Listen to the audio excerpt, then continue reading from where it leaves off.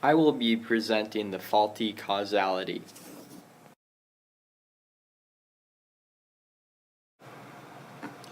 A faulty causality is a claim that is based on the principle that because one event followed another, the first event caused the second. While this may sometimes be the case, it is not always the case, as we will see later in the presentation. The following written example is something that was written by a satirist author. They were doing an article on what is causation versus correlation.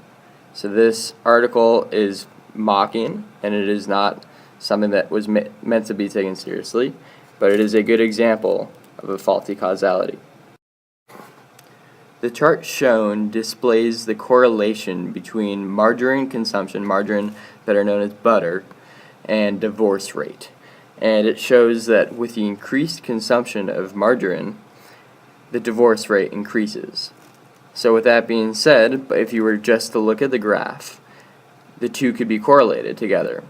But just because one occurs and the other occurs at the same time, it is not necessarily true. That is what a faulty causality is. It is essentially falsely correlating two things to be related to each other, even when they may not be true.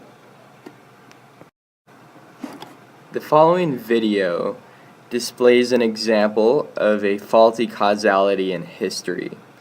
When polio, the disease polio, was more prevalent in society, many scientists were looking for a reason as to why it was occurring. So look in the following video for the faulty causality, see if you can find it. Polio spiked in the summertime for reasons that really weren't very well understood, but it did. And ice cream sales spiked during the summertime. So these researchers had seen that whenever there was a lot of ice cream being sold and consumed, there was a lot more polio. And so there was really literally the beginnings of this kind of ice cream persecution to try to stomp out polio. And it sounds ridiculous, but you see it all the time now, people trying to fight against or build up something that they're sure is connected to something else, in which it turns out just isn't.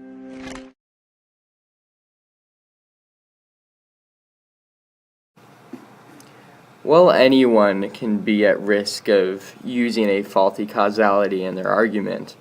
The people that are most at risk of using a faulty causality are scientists and statisticians, I should say. Scientists and statisticians are most at risk because they can very easily plot on a graph or a set of data points one set of coordinates versus another set of coordinates, one thing versus another thing. For example, earlier in the presentation, we were shown the margarine consumption versus the divorce rate. Obviously, that was a very extreme example, but it could be less obvious examples that may seem to be related to one another, but are actually not. So scientists and statisticians are absolutely at most risk of using this, though in reality anyone can be at risk of using a faulty causality. Faulty causalities can be found really anywhere within fiction, nonfiction, and news articles and science presentations, but within AP language, faulty causalities are most often found in nonfiction argumentative writing. So that would be something where the writer is trying to prove something by comparing one thing to another, saying that one thing causes the other thing, where in reality, they are not related at all. So you can easily find that within, well, may not actually be easily, but you can find it within the writer's argument and see it as a faulty causality if, in reality, one thing is not actually caused by the other thing. If there is not a hard, cold fact that says a faulty causality is incorrect, a faulty causality can actually be used quite easily to prove an argument.